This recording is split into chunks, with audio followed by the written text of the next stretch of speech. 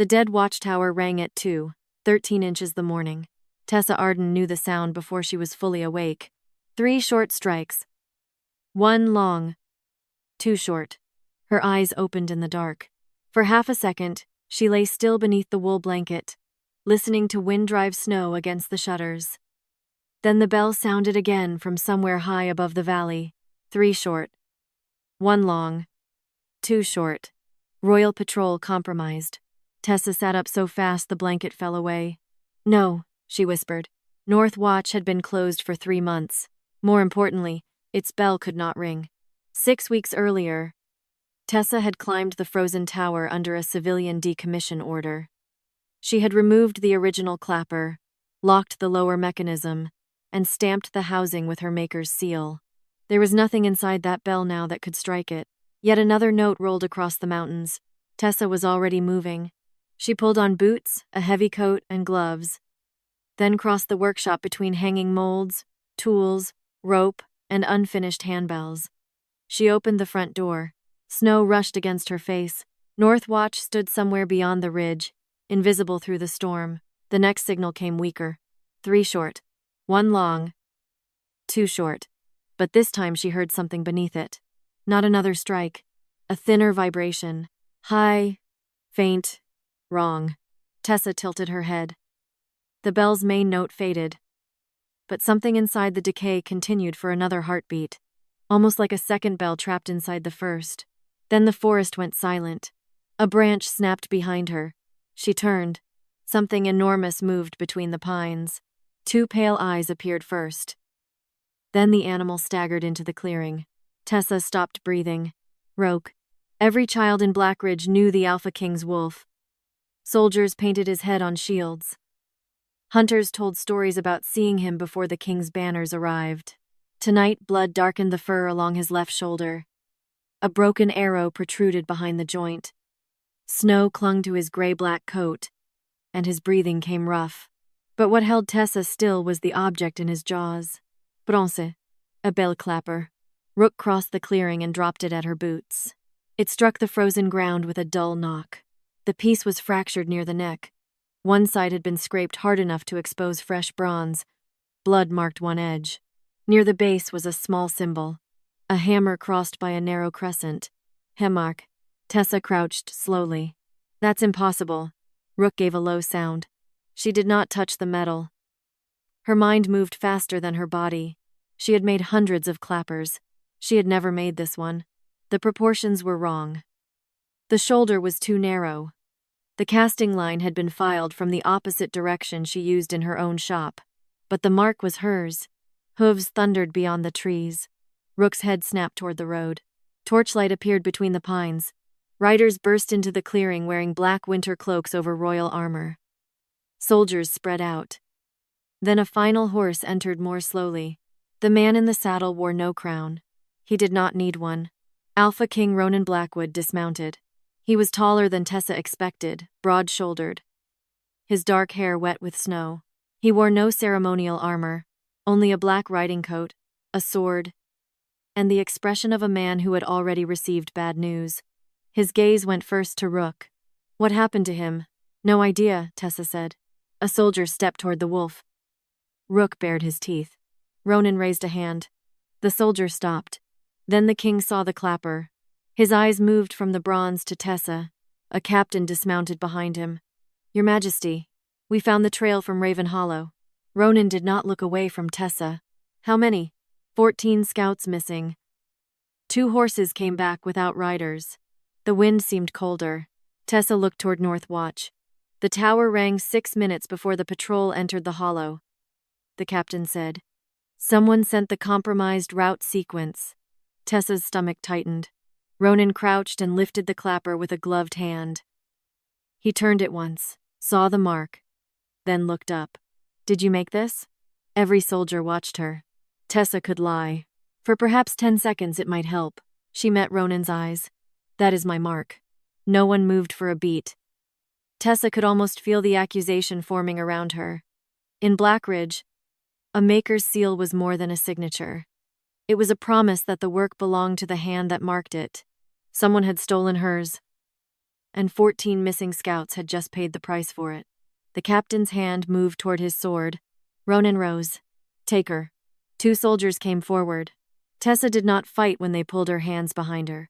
She kept watching the clapper. Something about it bothered her beyond the copied mark.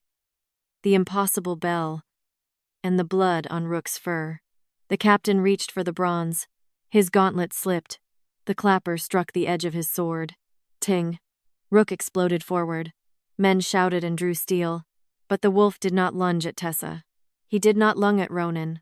He seized the clapper and slammed it against the ground, then bit down as if he wanted to crush the bronze itself. Rook! Ronan shouted. The wolf ignored him. Tessa stared. The thin, hidden vibration was there again, barely audible. Ronan looked from his wolf to her. What is he doing? Tessa felt the soldiers tighten their grip on her arms. He's not protecting me. Ronan's eyes narrowed. Then what is he doing? Tessa listened to the dying metal. He's trying to stop that bell from speaking. By dawn, Tessa was inside Blackridge Keep with iron around her wrists and 14 missing scouts hanging over her name. The interrogation room was colder than her workshop.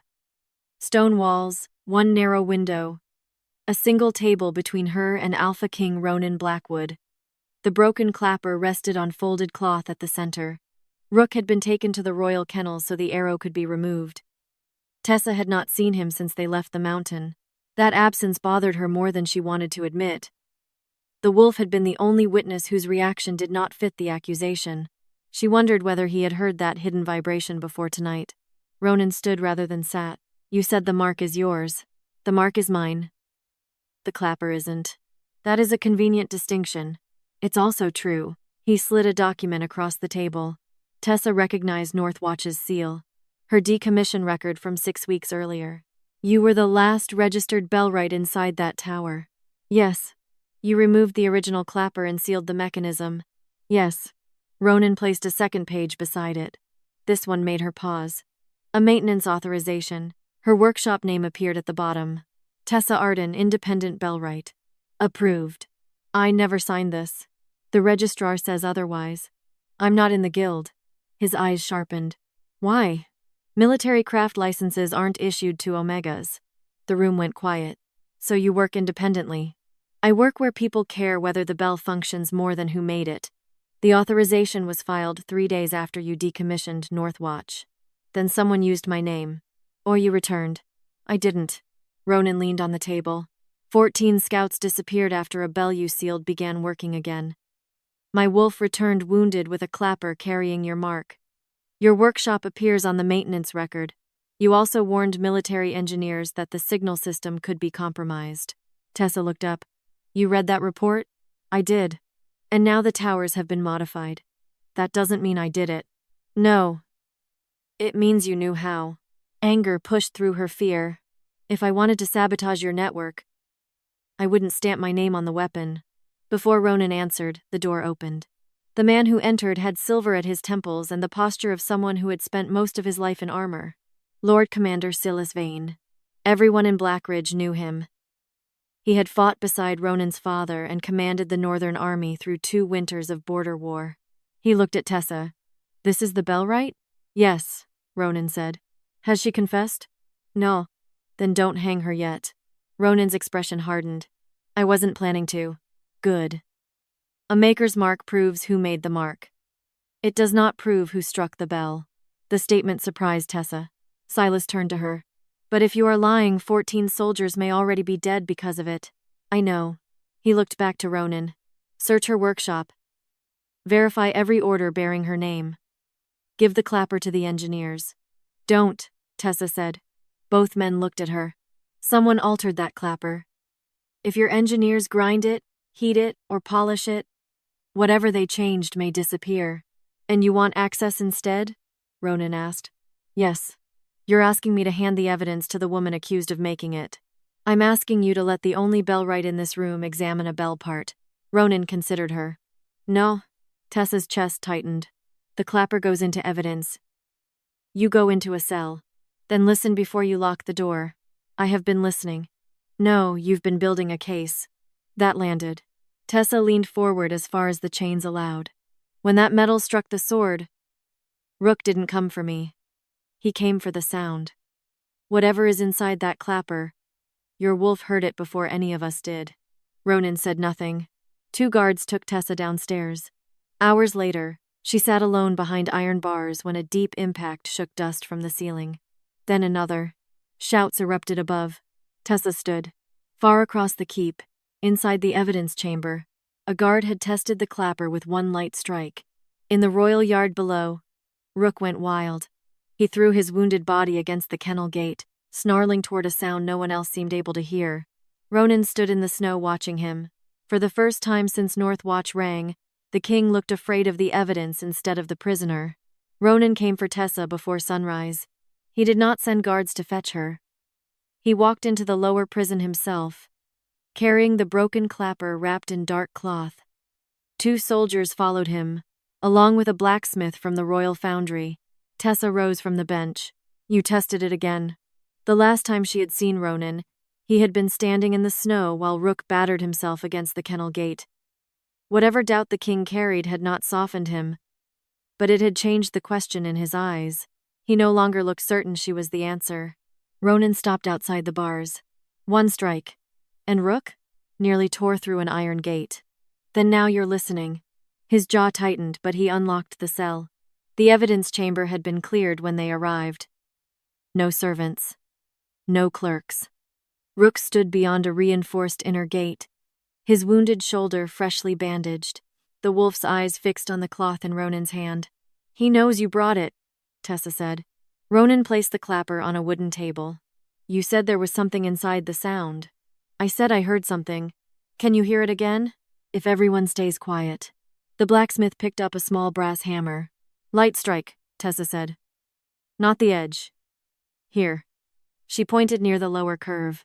The hammer touched bronze. Ting. The note was clean at first. Then it faded. Tessa closed her eyes. There.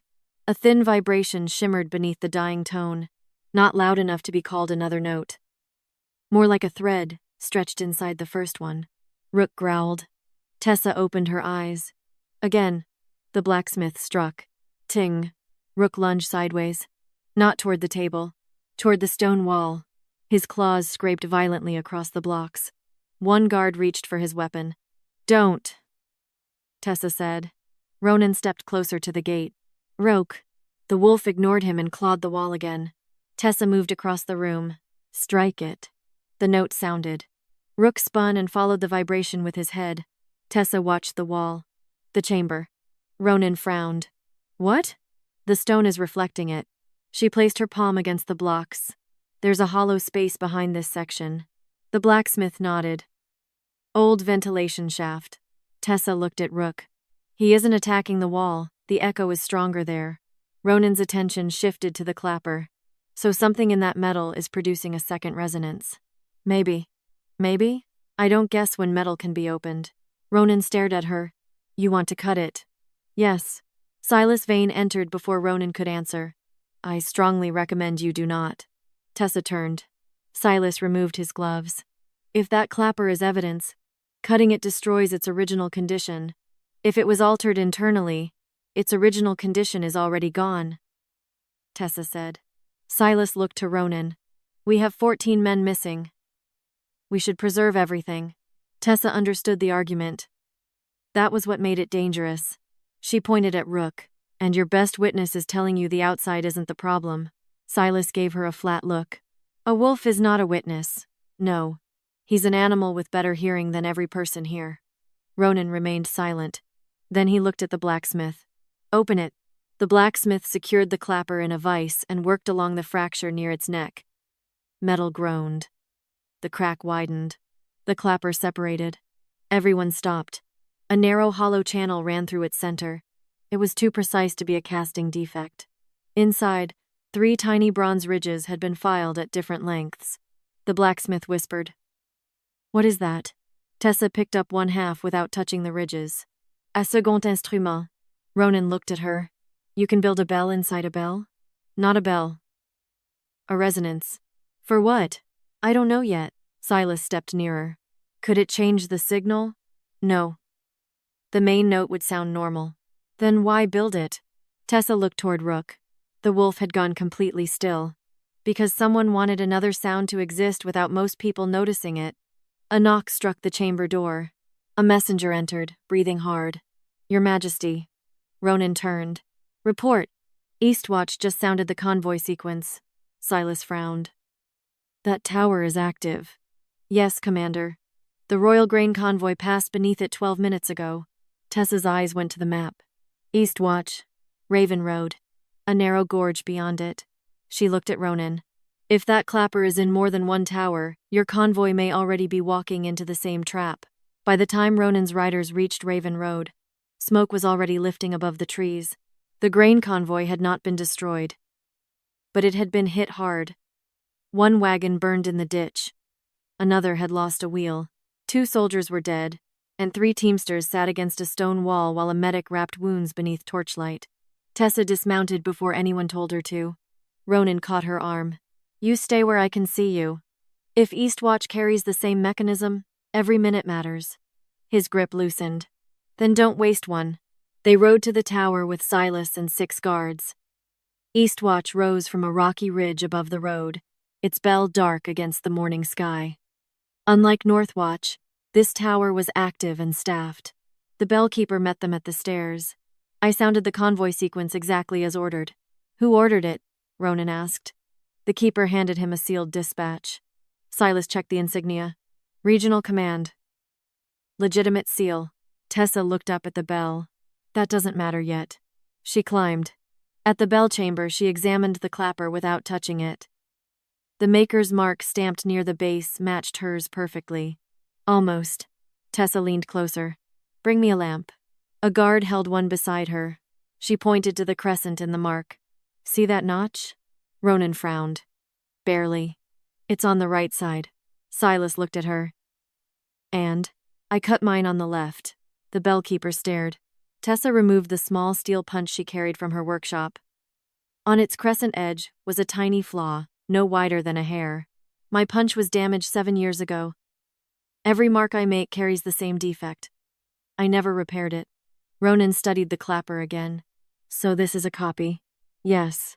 Silas's expression changed slightly. Anyone who inspected her work closely enough could reproduce that. Correct, Tessa said. Which means we have forgery, not innocence. Ronan looked at her. You're careful not to overstate your case. I prefer facts that survive questions. The royal blacksmith removed the clapper. Tessa scraped a curl of bronze from the fracture and held it above the lamp flame. The metal warmed. She watched the color, then rubbed the residue between 2 fingers. Tupala. The blacksmith nodded. Nika. More than civilian bell bronze should contain. Silas crossed his arms. Where does that lead? Tessa looked at the blacksmith. He hesitated. Ronan noticed. Answer. Captured war metal, Your Majesty. Northern weapons were melted after the Carson campaign. The foundry used some for military fittings because the alloy was harder than standard bronze. Where is it stored? Royal Military Foundry. Silence settled over the chamber. Tessa looked at Silas. Not accusing. Measuring. Silas did the same. That store serves hundreds of military projects, he said. I know. So this identify no saboteur. No. Ronan moved to the stair. Then we find the next fact. They spent the afternoon inside Eastwatch's records room. Tessa expected repair logs. What she found instead was absence. The bell had no recent maintenance order. Neither had Northwatch. But Eastwatch had received structural reinforcement 11 days earlier. South Ridge, where a patrol had vanished the previous month, had received the same. So had Gray Pass before a merchant escort was ambushed. Tessa pulled 3 records beside one another. Same category. Different engineers. Same authorization route. Ronan. He came to the table. She tapped the pages. These towers were never scheduled for bell work. Silas leaned over his shoulder. Then how were the clappers replaced? During structural maintenance. Tessa traced the route with her finger. If a bellwright order had been filed, the Craft Guild would have inspected the mechanism afterward. You're not Guild, Ronan said. No, but they are. Someone avoided every person trained to notice a counterfeit clapper. The king's expression darkened. Who approves structural maintenance? Several offices, Silas said. Engineering, Treasury, Quartermaster. Regional command. Enough to hide in, Tessa said. Ronan ordered copies of every affected tower record. By dusk, maps covered the table. Tessa marked each ambush with charcoal. Raven Hollow, Grey Pass, Kestrel Ford, the Grain Road. At first she searched for altered routes. Then she stopped. The routes had not changed. The signals had been correct. The patrols had gone exactly where they were supposed to go. She stared at the map. Ronan noticed. What? Tessa pointed to Raven Hollow. Your scouts weren't sent into the wrong place. Then to the Grain Road. Neither was the convoy. Silas's brow tightened. Then what are you saying? Tessa looked toward the bell above them. We keep asking how someone used the towers to mislead your soldiers. She turned back to Ronan. What if your soldiers were never the ones being given the secret message? Outside, Eastwatch's bell began to ring again. The bell above Eastwatch rang 4 times. Not an alarm. A recall. Silas crossed the room and pushed open the shutter. Below, riders were already turning on the road. Western Reserve, he said. They were ordered to reinforce the tower line. Tessa looked at the map again. By whom? Silas glanced toward Ronan. The king answered himself. By me. That changed the room. 2 nights earlier, after the first reports of missing patrols, Ronan had accepted Silas's recommendation to move reserve companies closer to the signal towers. If someone was attacking the network, protecting the towers had seemed obvious. Tessa traced the Grain Road with one finger. And what was guarding this? Ronan did not answer immediately. Half a company. Before the reserves moved? 3. Tessa looked through the window toward the road where smoke still rose between the trees. No one needed to say the rest. The attackers had not only known where the convoy would be, they had known where Ronan's soldiers would not. They returned to Raven Road before nightfall. The surviving teamsters were collecting spilled grain from the snow with bowls, helmets, even bare hands. One burned wagon still smoldered. A woman sat beside a broken wheel while a medic stitched the cut along her cheek. Nearby, a boy no older than 12 searched through blackened sacks for anything that could be saved. Ronan stopped beside him. How much did you lose? The boy looked up, recognized the king, and immediately tried to stand. Ronan put a hand on his shoulder. Stay down. 2 wagons, your majesty. Maybe 3 if the axle on that one's gone. And people? The boy's eyes moved toward 2 bodies beneath cloaks. Ronan's hand fell away. Tessa watched his face. He did not look shocked. He looked responsible. Silas approached from behind. We could not have known. Ronan stared at the burned wagon. I moved the reserves. Because the towers appeared to be the target. They wanted me to think the towers were the target. Silas said nothing. Tessa crouched beside a split grain sack and picked up a handful of wheat darkened by snow. You made the reasonable choice. Ronan looked at her. There was no kindness in her tone, and no accusation either. That's what makes it dangerous. His expression changed. Tessa let the grain fall through her fingers. If someone can control the evidence you see, they don't have to control you. They only have to know what decision you'll make. Silas's jaw tightened. That sounds dangerously close to saying the king should trust no intelligence at all. No, Tessa said. It means he should stop treating one explanation like it's the only one. Ronan looked from Silas to the road. Then he turned to the captain. Recall the remaining reserve companies. Restore the Grain Road patrols. No more troop movements based on tower reports alone. Yes, your majesty. And send riders instead. Silas stepped closer. That will slow communication. For now, slow is preferable to compromised. It was the first order Ronan had given since the investigation began that directly contradicted his commander. Silas bowed. As you command.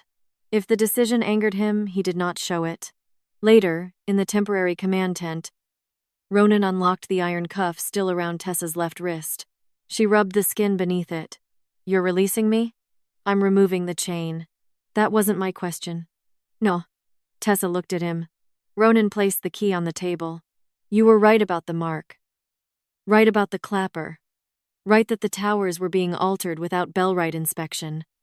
And wrong about what the second sound means. So far, that matters. It does. He leaned over the map. I want you working with the investigation. Tessa almost laughed. You arrested me this morning. I remember. You refused to let me touch the evidence. I remember that too. And now you want me working for your crown. Ronan met her eyes. Yes. No. Silence. Silas, standing near the entrance, glanced over. Ronan's voice lowered. Name your price. I don't have one. Everyone has one. Tessa looked outside. The wounded woman from the road was being helped onto a wagon. The boy was still gathering grain from the snow. I'm not working for your crown. Ronan followed her gaze. Then who? The people who keep getting buried under its mistakes. Silas's face hardened, but Ronan only studied her. Finally, he nodded. Fine. Tessa frowned. Fine? Call it whatever you want. Just help me find who is doing this. Before she could answer, Rook lifted his head outside the tent. His ears went forward. Tessa heard nothing. Then, far beyond the ridge, a bell sounded. One long strike. Too short. A routine movement signal. Rook rose. A growl rolled from his chest. Tessa stepped outside. The bell sounded again. This time she closed her eyes. Beneath the main note, almost lost in the wind, something flickered. A second pattern. Even through the winter wind, her eyes opened. It's happening now. Ronan came beside her. What is? Tessa stared toward the distant tower. The message we can't hear. Ronan ordered the distant tower cleared before the third signal finished. By midnight, only 4 people remained inside the abandoned relay station. Ronan, Tessa, a royal signal clerk named Bennett, and Rook. Silas had returned to Blackridge Keep to secure the roads and gather maintenance records from the other towers. Tessa preferred it that way. The fewer people inside the room, the fewer chances someone had to learn what they were testing. The tower had not been used in nearly a year. Dust coated the signal table. Old rope hung stiff from the beams. The bronze bell above them was smaller than the one at Eastwatch, but its mechanism was intact. Tessa placed the counterfeit clapper from Eastwatch beside 3 strips of chalk. Ronan folded his arms. You said there was a pattern. I said I heard one. That distinction again. It keeps us alive. Tessa had spent 2 hours copying every known signal associated with recent attacks. Patrol movements. Convoy notices. All clear sequences. None of the official codes matched the faint secondary pulses beneath the bells. That meant the hidden resonance was either random or belonged to a code no royal signal clerk had been taught. Strike the first sequence, Tessa said. Bennett took the rope. 3 short. 1 long. The bell rang through the chamber. Rook's ears shifted. Tessa closed her eyes. The main note rolled away. Then came the smaller vibration beneath it. Not a tone. A rhythm. 3 quick tremors. Pause. 1. She marked the pattern with chalk. Again. They repeated it. Sama result. Tessa changed the clapper angle by half an inch. The hidden rhythm changed. Ronan stepped closer. You change nothing in the official signal. Exactly. Bennett stared at the bell. So the main message stays the same. Yes. But something underneath it changes. Tessa nodded. Ronan looked toward Rook. How many variations can it produce? Depends on the ridges inside the clapper. She pointed to the narrow internal channel. Different strike positions activate different ridges. Main bell gives one message. The decay gives another. Bennett went pale. To whom? That's what we're finding out. Tessa spread the attack reports across the table. Raven Hollow. Main signal? Patrol compromised. Actual patrol? 14 scouts moving through Raven Hollow. Tessa marked the hidden rhythm recovered from the clapper. Then Grey Pass.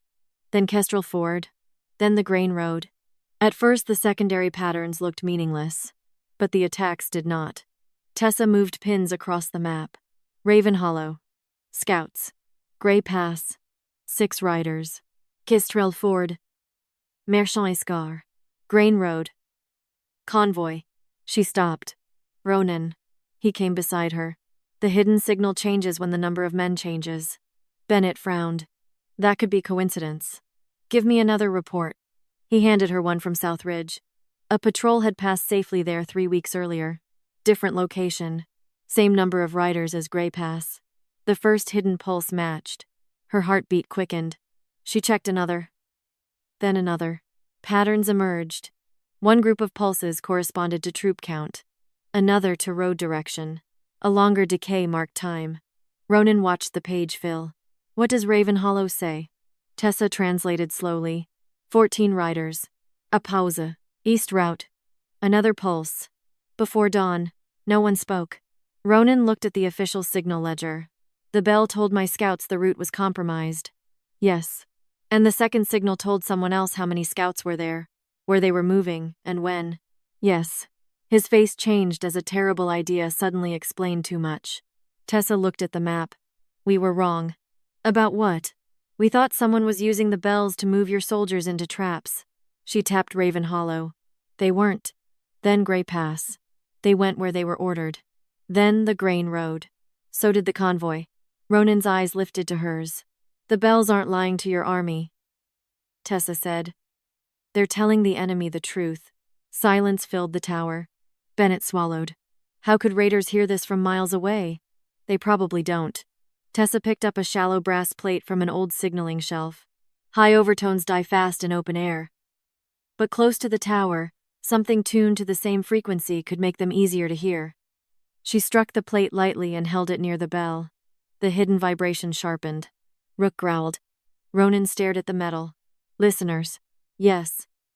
Someone near each tower hears the second message, then carries it to the raiders. That means this took planning. Months. Ronan turned to the records. And access. Tessa listed what the saboteur needed. Patrol schedules. Military foundry bronze. Tower maintenance authority. Knowledge of royal signal timing. The list narrowed. Ronan named the first. Silas. Then Bennett added another. Chancellor Mira Holt approves infrastructure funding. And Quartermaster Alden Price controls foundry distribution, Ronan said. 3 names. 3 people trusted by the crown. Ronan stared at them. Ronan moved away from the table and stared through the narrow window. Below, the valley lights looked peaceful, each one belonging to people who had trusted those bells for years. Tessa understood then that the conspiracy had stolen more than soldiers. It had turned the kingdom's warning system into a weapon. My father trusted Silas with my life. Tessa kept marking the map. Then stop asking who you trust. His eyes moved to her. Ask who had the opportunity. A rider arrived before dawn, carrying sealed documents from Blackridge Keep. Ronan opened the first. Maintenance approvals. Payments. Emergency repair funds. Every altered tower had one administrative signature in common. Chancellor Mira Holt. Ronan's expression hardened. Tessa looked at the page and felt the mystery become more dangerous, not less. Because the evidence was suddenly too clean. The sealed order for Chancellor Mira Holt's arrest reached Blackridge Keep before sunrise. By noon, Chancellor Mira Holt sat across from Ronan in the same interrogation room where Tessa had spent her first morning in chains. Mira's silver blonde hair was pinned neatly back, her expression more irritated than frightened. 3 ledgers lay open on the table. Each showed repair funds released to towers later found with altered clappers. Her authorization appeared on every page. Silas stood near the wall. Quartermaster Alden Price looked exhausted. Ronan held up one payment order. Your signature. Yes. Your office released the money. Yes. And you never reported that these repairs bypassed Bellright inspection. Mira's eyes flicked toward Tessa. I approve numbers, Your Majesty. I do not climb towers, Silas said. Convenient. Mira turned on him. So is blaming Treasury for military work. The tension in the room sharpened. Tessa ignored it. She was staring at the alloy report. Something was wrong. She read it again. Captured war bronze. High nickel content. Restricted military stock. Mira could approve money. She could authorize infrastructure spending. But she could not release military metal. Tessa looked at Alden. Who can draw from the captured bronze reserve? He swallowed. Quartermaster's office. Foundry master. Senior command. Mira? No. Ronan looked at her. Tessa tapped the page. She can pay for the work. She cannot supply the material. Silas stepped forward. She could have bribed someone who could. Then we still haven't proved she built anything. Mira leaned back. For an Omega accused of treason yesterday, you've become remarkably interested in preserving my rights. This met her eyes. I'm interested in not making the same mistake twice. Ronan's expression tightened. Silas pointed toward another ledger. What about the missing funds? Mira went silent. What did you spend it on? Mira said nothing. Ronan's voice hardened. Chancellor. Finally Mira looked at him. Families. The room stilled. Which families? Ronan asked. Soldiers killed on border patrols that were officially listed as unresolved losses. Their widows were receiving nothing while your ministries argued over whether the deaths could be confirmed. Ronan stared at her. You hid casualty payments. I redirected emergency funds. You falsified royal accounts. Yes, Silas exhaled through his nose. So she admits corruption. I admit breaking accounting law, Mira said. Not selling your army to raiders. Guilty of something. Not necessarily this. The evidence against her looked almost complete, which was exactly what made Tessa suspicious. A guard entered carrying a report. Your Majesty. Tower runner Jory Penn has failed to report. Ronan looked up. From where? North Watch. Tessa's pulse jumped. The decommissioned tower. When was he last seen? Last night. Leaving the lower barracks. Silas said. Find him. The guard bowed. Tessa was already moving toward the door. Ronan blocked her path. No. He may have seen the crew who replaced the clapper. Which means whoever did this may be looking for him too. Exactly. You stay here. Tessa stared at him. You want me to wait until your soldiers file the right forms? I want you alive, and I want Jory alive. Ronan lowered his voice. That is an order. Tessa looked at the king who had finally started questioning his own assumptions. Then she walked away from him anyway. Jory's trail ended at an abandoned tannery beyond the eastern wall. Tessa entered through a broken loading door. No rogue. No royal guard. Only the smell of old leather and wet wood. She found Jory tied behind a curing rack, blood running from his temple. Then footsteps sounded above. 2 men. Tessa cut the rope around Jory's wrists. Can you run? Not fast. Then don't. She kicked a support brace loose. The rack collapsed as the first attacker came down the stairs. Leather frames crashed across the floor. Tessa grabbed a weighted drying hook, swung it into a pulley line, and released a suspended beam. It dropped between them with a crack. She dragged Jory through the rear doorway before the second man reached the floor. They made it into the alley as royal riders appeared at the far end. Ronan was first off his horse. His face when he saw Tessa was not relief. It was fury. I told you to stay. And if I had? Jory staggered forward. They wore army engineer badges. Ronan's anger vanished. Jory grabbed Tessa's sleeve. One of them said something at North Watch. I heard it through the floor. What? No guild inspections. Military authority only. Silas arrived moments later with more soldiers. Jory looked at the commander's armor, then away. Ronan noticed. So did Tessa. Back inside the keep, Ronan closed the door behind them. Next time, he said, tell me before you disappear. Tessa folded her arms. Next time. Give me a reason to believe telling you won't get someone killed. For once, Ronan had no answer. Jory did. There's another tower. Tessa turned. What tower? His face had gone pale. They changed the clapper weeks ago. Where? Jory swallowed. The King's Bell. Outside the window, the great bell tower stood above Blackridge Keep. Winter muster was 2 days away. The King's Bell had been altered from the inside. Jory led Tessa, Ronan, and 2 royal engineers up the narrow stairs before dawn.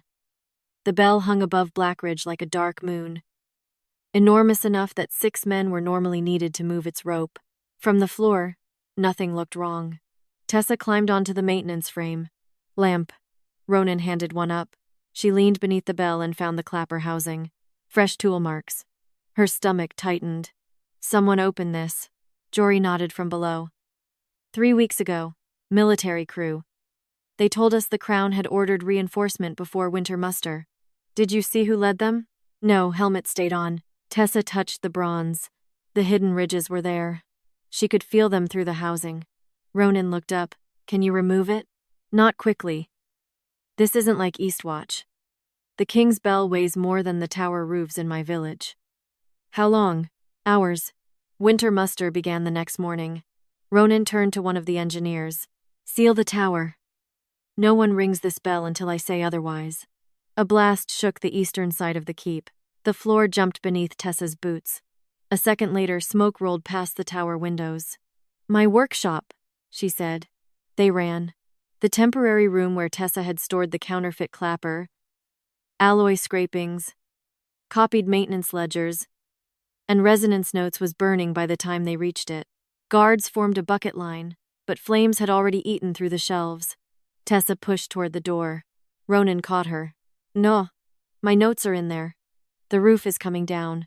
As if answering him, a beam collapsed inside. Tessa stopped fighting. Through the doorway, she watched weeks of proof blacken into ash. Not all of it, but enough. Jory coughed beside her, one hand pressed to his ribs from the tannery attack. Mira Holt remained under arrest. Alden Price had disappeared from the quartermaster's office less than an hour earlier, and somewhere in the keep, someone had known exactly which room to burn.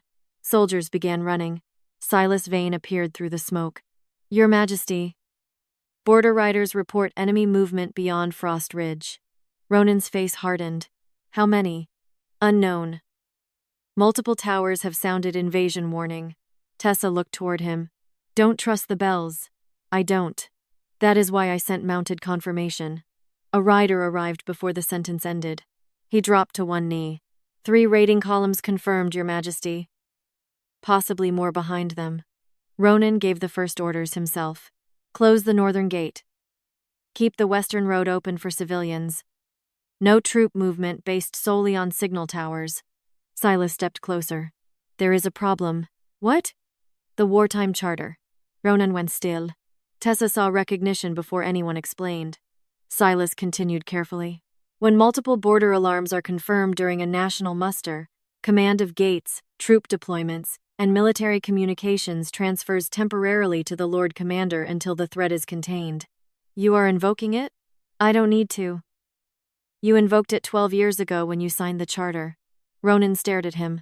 Silas's voice remained respectful. I warned you then that divided authority during invasion gets people killed. Ronan could arrest him. Tessa saw the thought cross his face. But on what charge? Suspicion? A burned room? A hidden signal they could no longer demonstrate? If Ronan seized his commander without proof while enemy forces gathered at the border, Silas would not need to overthrow the king. The king would appear to be overthrowing his own law. Silas bowed. For the safety of Blackridge, I am assuming emergency military command. Ronan's guards moved closer. So did Silas's. The courtyard divided without a sword being drawn. Then someone shouted from the wall. The Omega did this. Another voice followed. She built the bells. Tessa turned. Word had already spread. The forged maker's mark. The missing scouts. The burned evidence. Now an invasion. Silas looked toward the gathering soldiers. Take Tessa Arden into protective custody. Ronan stepped between them. No. Silas's eyes settled on him.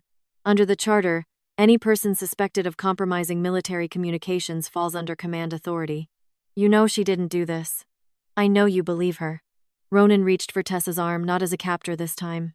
Go. She did. Tessa disappeared into a service passage while shouting filled the courtyard behind her. She heard steel leave scabbards, but no clash.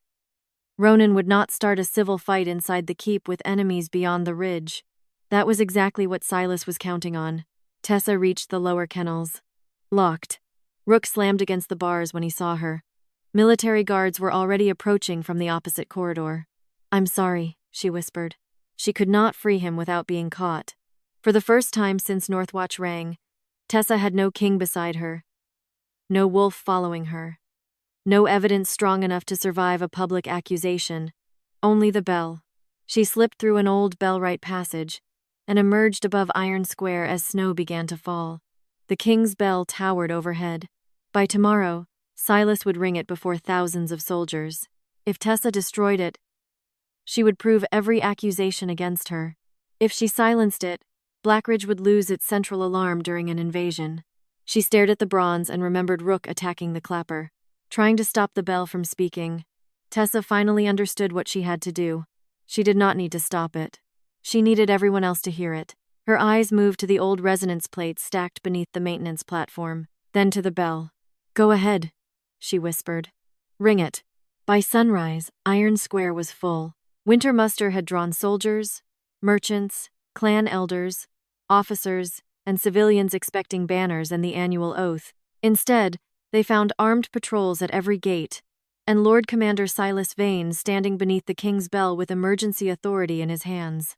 Tessa watched from inside the tower. She had spent the night working by lantern light. The old resonance plates had once tested cracks in ceremonial bells.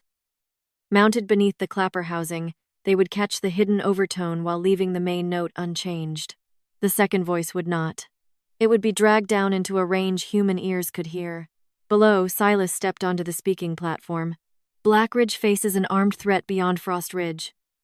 Under the wartime charter, all military command will remain centralized until the border is secure. The crowd shifted. Tessa tightened the final bracket. Someone shouted, "Where is the king?" Silas did not hesitate. His Majesty is safe. Not present. Safe. A careful word. Tessa looked toward the keep. Ronan had disappeared into military custody hours earlier. If he was alive, he had no legal command over the square. She could not wait for him. Silas raised one hand. Prepare the invasion warning. Bell crews moved toward the rope. Tessa crouched behind the maintenance frame. Her hands were shaking. Not from fear, from exhaustion. She pressed her palm against the bronze. Talk. The rope pulled. The king's bell moved. The first strike hit like thunder. Boom. The square went still. Then something else came. A thinner sound shivered beneath the main note. Tick. Tick tick. Pause. Tick. Thousands of faces lifted. Tessa almost laughed. It worked. The bells struck again. Boom. Tick tick. Pause. Tick. Tick tick tick. Rook howled from somewhere below. The sound cut through the square. Heads turned toward the lower gate as the royal wolf appeared between two stable buildings, dragging a broken length of chain from his collar. Behind him came Captain Elias Ward and 6 royal guards. And Ronan. The king wore no crown. One sleeve was torn where a restraint had been cut. Silas's expression changed for less than a second. Then it was gone. "Your Majesty," he said. "You should not be here." Ronan walked into the square. I was about to say the same thing. Soldiers shifted. No one knew whose order to obey. Tessa climbed onto the outer platform. "Don't stop the bell." Every face turned upward. Silas looked at her. "There she is." Murmurs spread through the crowd. "The saboteur. The Omega Bellwright." Tessa ignored them. "Ring it again." Silas laughed once. "You expect us to take instructions from the woman who compromised the signal network?" "No." Tessa looked across the soldiers. "I expect you to listen." The bell crew hesitated. Ronan said, "Ring it." They obeyed. Boom. The hidden rhythm followed. This time everyone heard it. Tessa raised her voice. "That sound is not damage. It was built into the clapper." Silas turned toward the officers. "Arrest her." No one moved. Tessa pointed toward the bell. "The main signal tells Blackridge what the army is doing. The second one tells someone else." Silas called up. "And you expect us to believe raiders are standing miles away listening to bells?" "No. They use listeners near the towers. Tuned plates amplify the overtone. Then riders carry the message. Amplify. Amplify. Amplify. Amplify. Amplify. Amplify. Amplify. Amplify. Amplify. Amplify." She lifted one of the resonance plates. "This is how." The crowd grew quieter. For years, Blackridge had trusted those bells without ever imagining they could carry 2 loyalties at once.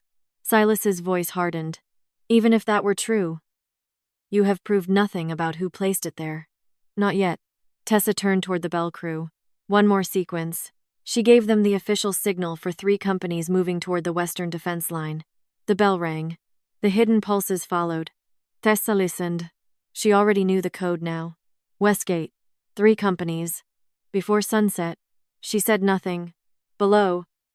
Silas turned sharply toward his captains. "Seal the west gate." Tessa looked down. The entire square seemed to stop breathing. "Why?" Silas froze. Tessa descended 1 step. "I haven't told anyone what the second message means." Silas stared at her. For the first time since she had met him, there was no calm answer waiting. Ronan looked from Silas to the bell. "What did you hear, Commander?" Silas recovered. An obvious tactical precaution. "No," Tessa said. "You decoded it." Silas pointed at her. "She is manipulating this crowd." Tessa lifted the half-clapper she had carried away from the relay experiment. "My mark was copied." The metal came from restricted military bronze. Every altered tower was entered under structural maintenance to avoid bellwright inspection. The attacks matched the hidden signals. And now the Lord Commander understood a code no royal signal book contains. Silas looked toward his officers. "Seize her." Again, no one moved. Then a rider galloped through the northern entrance. "Scouts from Western Ravine." Ronan turned. "Report. Enemy listeners found near the ridge, Your Majesty. 2 captured. 3 fled west. Raider movement is concentrating beyond the Westgate Road." The crowd stirred. The message had predicted exactly that. Silas drew his sword. Not at Ronan. At Tessa. He ran for the tower stairs. Rook lunged, but Ronan caught the wolf by the collar. No. This was Tessa's tower. Silas reached the platform fast. Tessa backed toward the bell frame. "You should have stayed in your workshop," he said. "You should have learned more about bells." He swung. Tessa ducked. The blade struck a support beam. She grabbed the counterweight release. Silas came again. She pulled. A suspended maintenance weight dropped behind him. The rope snapped tight across the platform, sweeping his legs sideways. He crashed against the railing. His sword fell into the square below. Silas grabbed the rope and hauled himself upright. Tessa struck the release lever again. The bell moved. Not enough to ring. Enough to send the massive clapper swinging. Silas saw it too late. The bronze struck the wooden frame beside him with a violent crack. He fell. Royal guards reached the platform seconds later. Ronan came behind them. Silas lay against the railing, breathing hard. "Kill me," he said. Ronan looked down at the man who had fought beside his father, then at the thousands watching below. "No," Silas laughed bitterly. "You think mercy makes you strong? This isn't mercy." Ronan lowered his sword. No more truths buried with dead men. The guards took Silas away. Tessa remained beside the king's bell. Below, soldiers waited. Civilians waited. Even Rook had gone silent. Tessa removed the hidden resonance assembly from the clapper housing. Then she nodded to the bell crew. One last time. The rope moved. The king's bell rang across Blackridge. One deep note. Clean. Nothing beneath it. Rook lowered his head. And for the first time in weeks, the kingdom heard only what the bell was meant to say. Part 10. What the king repairs. Word count. 700 words. 3 days after winter muster, the chains came off every door Silas Vane had ordered locked. Chancellor Mira Holt was released before noon. Quartermaster Alden Price was found hiding in a grain warehouse near the southern wall and confessed to selling scrap bronze from the foundry for personal debts, but the records proved he had never touched the restricted war stock used in the counterfeit clappers. The captured enemy listeners confirmed what Tessa had already demonstrated in Iron Square. They had been trained to read the hidden overtone and pass troop movements to raiders waiting beyond the ridges. Silas did not confess. Ronan did not need him to. The proof was public now. That mattered. On the 4th morning, Ronan stood before the people of Blackridge without a crown. Tessa watched from the edge of the square. "The arrest of Tessa Arden was ordered by me," he said. "The evidence had been designed to lead me to that decision, but the decision was still mine." A murmur moved through the crowd. Ronan did not look away. "Families who lost soldiers or property in the attacks will be compensated from the royal treasury. The wartime charter will be rewritten. No military commander will again hold sole authority over the signal network." He paused. "And no bell will carry a royal military code without inspection by an independent craft authority." That caused a louder reaction. Some officers looked unhappy. Tessa considered that a promising sign. When Ronan finished, he found her beside the old fountain. "You could have warned me about the last part," she said. "You would have argued." "Probably. So I saved time." She almost smiled. He handed her a folded charter. Tessa opened it. The first line named her Royal Bellmaster. She looked up immediately. "No, I expected that." "Then why write it?" "Because the second page matters more." She turned it. A new charter authorized the creation of an independent signal guild. Its inspectors would answer neither to the army nor the throne. Civilian bellwrights, tower keepers, metalworkers, and signal clerks would share oversight of every warning system in Blackridge. At the bottom was a blank line. "Founder." Tessa read it twice. "You'd give this much authority to a guild you don't control?" Ronan looked toward the king's bell. "I tried controlling everything. How did that work? Expensively. That made her laugh. Weeks later, the first bell of the new network hung from a wooden testing frame outside Tessa's workshop. Spring had started working its way into the valley. Snow remained beneath the pines, but water ran from the roof in steady drops, and the road had turned to mud. Tessa tightened the final pin. Rook slept beneath the workbench, one enormous paw covering his nose. A horse stopped outside. She did not turn. You're late. Ronan stepped through the doorway alone. No escort. No crown. He carried one end of a new support beam on his shoulder. I had a kingdom. You still do. Apparently it requires maintenance. Tessa pointed toward the frame. Lift. The Alpha King obeyed. Together, they raised the beam into place. Ronan held it, while Tessa secured the bracket. When she finished, he looked at the bell. Is this the first one? The first one that answers to nobody. That sounds dangerous. It should. He smiled. For a while they stood without speaking. Their relationship had changed in smaller ways than court gossip wanted. Ronan came to the workshop when he could. Tessa entered the keep when she had reason. Neither pretended the days between arrest and trust had disappeared. Ronan rested a hand on the testing frame. Do you trust me now? Tessa considered him. More than I did. That is not exactly a declaration. You're an Alpha King. You'll survive. His smile widened. Tessa picked up the testing hammer. Rook opened one eye. She struck the bell. Ting. The note drifted into the morning air. Rook's ears did not move. Ronan looked down at him, then back at Tessa. Nothing? Tessa listened until the last vibration faded. No hidden rhythm. No second voice. No warning buried inside the sound. She smiled. Only one bell. And this time everyone could trust it.